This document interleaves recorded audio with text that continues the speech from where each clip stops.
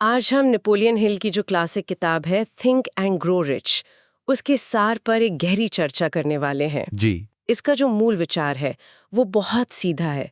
आपकी सोच ही आपकी हकीकत बनती है। बिल्कुल।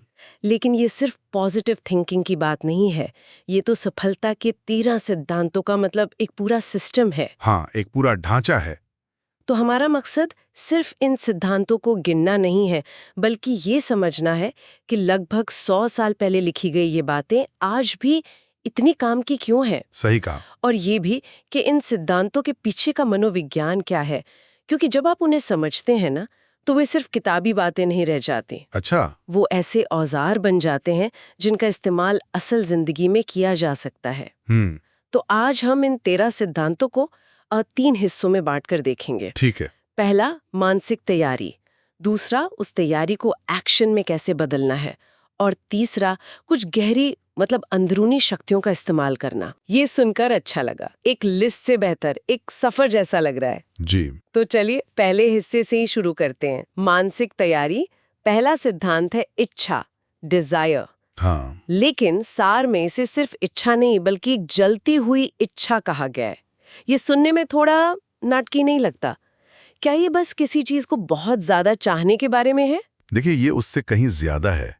ये किसी चीज को चाहने और उसे पाने के लिए एक जुनून पालने के बीच का फर्क है। जुनून? हाँ, सार में एक बहुत जरूरी बात लिखी है। एक धुंधले सपने को एक ठोस लक्ष्य में बदलो।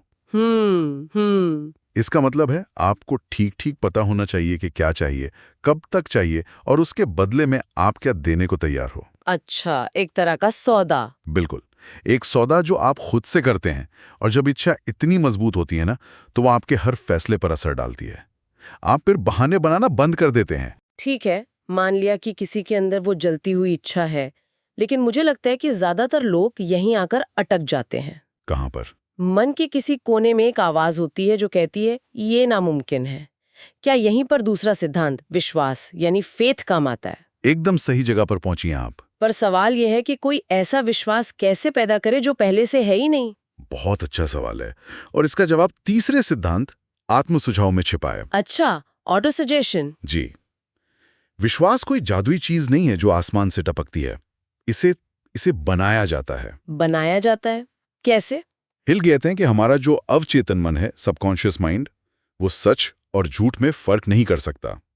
वो बस उस बात को सच मान लेता है जिसे बार बार दोहराया जाता है। तो यहीं पर आत्म सुझाव काम आता है। बिल्कुल। मतलब खुद से बार बार कहना कि मैं ये कर सकती हूँ। मुझे ये हमेशा थोड़ा अजीब सा लगा है। हाँ, कई लोगों को लगता है। क्या ये खुद से झूठ बोलने जैसा नहीं है, खासकर जब हालात आप जानते हैं बिल्कुल उल्टे हों? पहली नजर में ऐसा लग सकता है, लेकिन इसे मनोविज्ञान की भाषा में कॉग्निटिव रीफ्रेमिंग कहते हैं। Cognitive reframing? हाँ, आप जानबूझकर अपने दिमागी पैटर्न को बदल रहे हैं। सोचिए, हमारा दिमाग न्यूरोप्लास्टिसिटी के सिद्धांत पर काम करता है। मतलब हम उसमें नए रास्ते बना सकते हैं। जब आप बार बार एक पॉजिटिव विचार दोहराते हैं, तो आप दिमागी तौर पर शक और डर वाले रास्ते को कमजोर कर रहे होते हैं और यकीन वाले रास्ते को मजबूत। तो ये दिलासा नहीं है? नहीं, ये एक तरह की मेंटल एक्सरसाइज है, और विश्वास धीरे धीरे इसी एक्सरसाइज से बनता है। समझ गई। तो ये पहला हिस्सा यानी मानसिक तैयारी इन तीनों पर टिका है। एक मजबूत इच्छा, उसे सच मानने का विश्वास और उस विश्वास को बनाने के लिए आत्म सुझाव का तरीका। एकदम सही। अब दूसरे हिस्से पर आते हैं जिसे आपने एक्शन का फ्रेमवर्क कहा था। यहाँ से चीजें ज्यादा प्रैक्टिकल होती हैं। चौथा सिद्धांत है विशेषज्ञ ज्ञान, स्पेशलाइज्ड नॉलेज। क्योंकि सिर्फ सोचने से तो कुछ नहीं होता। सही बात है, आपको काम भी करना होगा और काम करने के लिए ज्ञान चाहिए। हिल साफ कहते हैं कि सामान्य ज्ञान से काम नहीं चलेगा। तो आज के जमाने में इसका क्या मतलब हुआ? आज के दौर में इसका मतलब है किसी एक चीज में इतना माहिर हो जाना कि लोग आपके पास सलाह या समाधान के लिए आएं। और ये सिर्फ डिग्री लेने के बारे में नहीं है। ये लगातार सीखने, अनुभव से अपनी स्किल को मांझने के बारे में है। और ज्ञान होने के बाद भी कई लोग कुछ नया नहीं कर पाते। शायद यहीं पर पांचवा सिद्धांत कल्पना शक्ति या इमेजिनेशन आता है। बिल्कुल। सार कहता है कि हर बड़ी सफलता पहले कल्पना में पैदा होती है। सही बात है। ज्ञान आपके पास मौजूद ईंटें हैं, लेकिन कल्पना वो आर्किटेक्ट है जो बताता है कि उन ईंटों से महल कैसे बनाना है। वाह। दो तरह की कल्पना की बात करते हैं। एक है सिंथेटिक इमेजिनेशन, जिसमें आप पुराने आइडियाज को मिलाकर कुछ नया बनाते हैं। जैसे उबर ने टैक्सी और टेक्नोलॉजी को मिला दिया। बिल्कुल सही उदाहरण है। और दूसरी है क्रिएटिव इमेजिनेशन, जहां से बिल्कुल नए अनोखे आइडियाज आते हैं। दोनों ही जरूरी हैं। बिना कल्पना के ज्ञान सिर्फ जानकारी का ढेर है। ठीक है, तो अब हमारे पास एक मजबूत मानसिकता है, विशेषज्ञ ज्ञान है और एक आइडिया भी है। लेकिन आइडिया को हकीकत में कैसे बदलें? ये अगला कदम है। मुझे लगता है कि अगले 3 सिद्धांत, संगठित योजना, निर्णय और दृढ़ता, इसी के बारे में है। जी। पिछली बार हमने इन्हें एक साथ समेट लिया था। चलिए इस बार इन्हें अलग अलग समझते हैं। योजना से शुरू करते हैं। योजना बनाना यानी अपनी कल्पना को एक नक्शे पर उतारना। लेकिन यहाँ लोग एक बड़ी गलती करते हैं। क्या? वे एक परफेक्ट प्लान बनाने की कोशिश में लगे रहते हैं और कभी शुरू ही नहीं कर पाते। हाँ, ये तो होता है। सार कहता है, एक अच्छी योजना जिसे आज लागू किया जाए वो कल की एक परफेक्ट योजना से बेहतर है। और ये भी कि आपकी पहली योजना के फेल होने की संभावना बहुत ज्यादा है। अच्छा। इसलिए प्लान के साथ साथ लचीलापन भी बहुत जरूरी है। और योजना बनाने के बाद आता है फैसला लेने का पल। 7वां सिद्धांत, निर्णय, डिसीजन। सार में लिखा है कि सफल लोग बहुत तेजी से फैसले लेते हैं और बहुत धीरे धीरे उन्हें बदलते हैं। ये सुनने में तो आसान लगता है, पर असल में बहुत मुश्किल है। मुश्किल क्यों है? लोग गलत फैसले के डर से कोई फैसला ही नहीं ले पाते, टालते रहते हैं। और यही टालमटोल सफलता का सबसे बड़ा दुश्मन है। हिल ने अपने रिसर्च में पाया कि जो लोग असफल थे उनमें एक बात कॉमन थी। क्या थी वो? वे फैसले लेने में बहुत देर करते थे और फिर दूसरों की बातों में आकर उन्हें तुरंत बदल देते थे। सच तो यह है कि कोई भी फैसला ना लेना भी अपने आप में एक फैसला है, और वो है हार मान लेने का फैसला। सही कहा। ज्यादातर फैसले पत्थर की लकीर नहीं होते, उन्हें सुधारा जा सकता है, लेकिन बिना फैसला लिए आप आगे बढ़ ही नहीं सकते। और एक बार जब आप फैसला लेकर आगे बढ़ते हैं तो मुश्किलें आती हैं। बिल्कुल आती हैं। यहीं पर 8वां और शायद सबसे मुश्किल सिद्धांत काम आता है, दृढ़ता, परसिस्टेंस।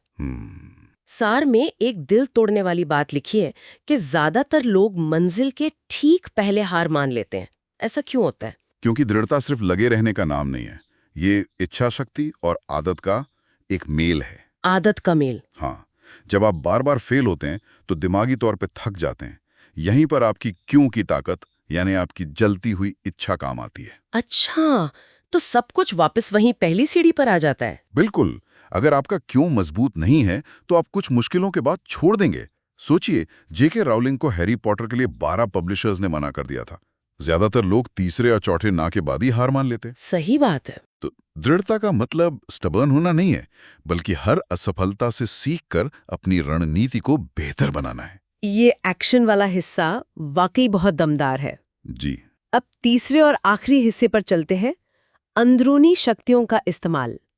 9वां सिद्धांत है मास्टरमाइंड समूह। मास्टरमाइंड ग्रुप ये कहता है कि सफलता अकेले नहीं मिलती। ये अब तक की सारी बातों से थोड़ा अलग लगता है, जो मतलब व्यक्तिगत मेहनत पे जोर दे रही थी। ये एक बहुत जरूरी मोड़ है। हिल का तर्क है कि जब 2 या 2 से ज्यादा दिमाग एक ही लक्ष्य के लिए पूरी तरह तालमेल से काम करते हैं तो एक तीसरी अदृश्य शक्ति पैदा होती है। एक तीसरी शक्ति? हाँ, जिसे वो मास्टरमाइंड कहते हैं। ये सिर्फ नेटवर्किंग नहीं है, ये ऐसे लोगों का एक छोटा समूह है जो एक दूसरे पर भरोसा करते हैं, ज्ञान और अनुभव साझा करते हैं और एक दूसरे को जवाबदेह ठहराते हैं। तो आज के दौर में ये कौन हो सकता है? आज के दौर में ये आपका बिजनेस पार्टनर हो सकता है, आपका मेंटर, या फिर कोई ऑनलाइन कम्युनिटी भी हो सकती है। ऐसे लोग न हो जो उसे ऊपर उठाएं, या इससे भी बदतर अगर उसका मौजूदा सर्कल उसे नीचे खींच रहा हो। और क्या इसमें ग्रुप थिंक जैसा कोई खतरा भी है, जहां सब एक जैसा ही सोचने लगे? दोनों ही बहुत जायज चिंताएं हैं। अगर आपका मौजूदा सर्कल ठीक नहीं है तो आपको जानबूझकर नए लोगों की तलाश करनी होगी। सेमिनार, वर्कशॉप, ऑनलाइन फोरम, ये सब अच्छी जगह हैं। और ग्रुप थिंक का? ग्रुप थिंक का खतरा बिल्कुल है। इसीलिए एक अच्छे मास्टरमाइंड ग्रुप में ऐसे लोग होने चाहिए जो आपकी इज्जत करते हों, लेकिन जरूरत पड़ने पर आपको कड़वा सच बताने से भी न डरें। विविधता बहुत जरूरी है। ये एक शक्तिशाली विचार है। अब आखिर के सिद्धांत, वो थोड़े रहस्यमयी से लगते हैं, जैसे 10वां अवचेतन मन और 11वां दिमाग, जिसे एक रिसीवर और ट्रांसमीटर की तरह बताया गया है। हाँ, ये थोड़ा लॉ ऑफ अट्रैक्शन जैसा नहीं लगता है, और कई लोग इसकी ऐसी ही व्याख्या करते हैं। लेकिन हम इसे एक मनोवैज्ञानिक नजरिए से भी देख सकते हैं। कैसे? अवचेतन मन को आप अपने जहाज का इंजन समझिए। आप जो भी निर्देश, विचार, डर, विश्वास उसे देते हैं, वो बिना सवाल किए उस पर काम करने लगता है। इसीलिए आत्मसुझाव इतना जरूरी था, ताकि आप इंजन में सही ईंधन डाल सकें। अच्छा, और दिमाग एक ट्रांसमीटर है वाली बात का क्या? इसे समझने के लिए हमारे दिमाग में मौजूद रेटिकुलर एक्टिवेटिंग सिस्टम या RAS के बारे में सोचिए। RAS? जी, ये हमारे दिमाग का फिल्टर है। ये तय करता है कि हम लाखों सूचनाओं में से किन पर ध्यान देंगे। जब आप किसी लक्ष्य के बारे में जुनून से सोचते हैं, तो आप अपने RAS को प्रोग्राम कर देते हैं। तो उसका नतीजा क्या होता है? नतीजा, आपको अचानक उस लक्ष्य से जुड़ी बातें, लोग और मौके हर जगह दिखाई देने लगते हैं। वे पहले भी वहां थे, पर आपका दिमाग उन्हें फिल्टर कर रहा था। तो ये जादू नहीं है? नहीं, ये न्यूरोसाइंस है। आप अपनी सोच से अपनी हकीकत को आकर्षित नहीं कर रहे, बल्कि उसे देखने के लिए अपने दिमाग को ट्यून कर रहे हैं। यह व्याख्या इसे बहुत ज्यादा व्यावहारिक और विश्वसनीय बनाती है। जी। और फिर आता है 12वां सिद्धांत, छठी इंद्रिय, सिक्स्थ सेंस। इसे अंतर्ज्ञान या गट फीलिंग भी कहा गया है। ये कैसे काम करता है? क्या ये कोई खास शक्ति है? देखिए, हिल के अनुसार ये कोई जादुई शक्ति नहीं है। ये इन सभी पिछले 11 सिद्धांतों पर महारत हासिल करने का नतीजा है। मतलब ये अपने आप विकसित होती है? हाँ, एक तरह से। जब आपके पास विशेषज्ञ ज्ञान होता है, आप कल्पना का इस्तेमाल करते हैं, एक मास्टरमाइंड ग्रुप से सलाह लेते हैं, और आपका अवचेतन मन पैटर्न पहचानने लगता है, तो आप एक ऐसी स्थिति में पहुंच जाते हैं जहां आप बिना सारे तथ्य जाने भी सही महसूस करने लगते हैं। अच्छा। ये एक डॉक्टर की तरह है जो सालों के अनुभव के बाद मरीज को देखते ही समझ जाता है कि कुछ गड़बड़ है। ये एक विकसित पैटर्न पहचान है, कोई रहस्यमयी शक्ति नहीं। तो कुल मिलाके ये 13 सिद्धांत एक सीढ़ी की तरह हैं। यह एक जलती हुई इच्छा से शुरू होती है, फिर विश्वास और योजना से उसे मजबूती मिलती है, एक्शन और दृढ़ता से उसे आगे बढ़ाया जाता है, और अंत में आप एक ऐसे मुकाम पर पहुंचते हैं जहां आपका अंतर्ज्ञान आपका मार्गदर्शन करने लगता है। बिल्कुल सही। सार का निचोड़ यही है, सूझ बदलो और आप अपनी दुनिया बदल दोगे। ये किताब सिर्फ पैसा कमाने के बारे में नहीं है। ये किसी भी क्षेत्र में समृद्ध होने का एक ब्लूप्रिंट है। सच में? सफलता सिर्फ कड़ी मेहनत का नतीजा नहीं है, बल्कि सही सोच, सही योजना और लगातार कोशिश का नतीजा है। आप सच में वही बनते हैं जो आप दिन भर सोचते हैं। ये वाकई एक बहुत ही गहरी और व्यवहारिक चर्चा रही। इसने एक पुराने विचार को एक नई रोशनी में दिखाया है। जी। यहाँ हमारे श्रोताओं के लिए सोचने के लिए एक बात है। सार में मास्टरमाइंड समूह पर बहुत जोर दिया गया है। आज एक पल निकालकर सोचें, आपके जीवन में वो कौन एक व्यक्ति है जो आपके मास्टरमाइंड समूह का हिस्सा बन सकता है? अच्छा सवाल है। से धीरे धीरे बाहर करने की जरूरत है, क्योंकि वो आपकी ऊर्जा खींच रहा है। सिर्फ ये एक फैसला आपकी यात्रा की दिशा बदल सकता है।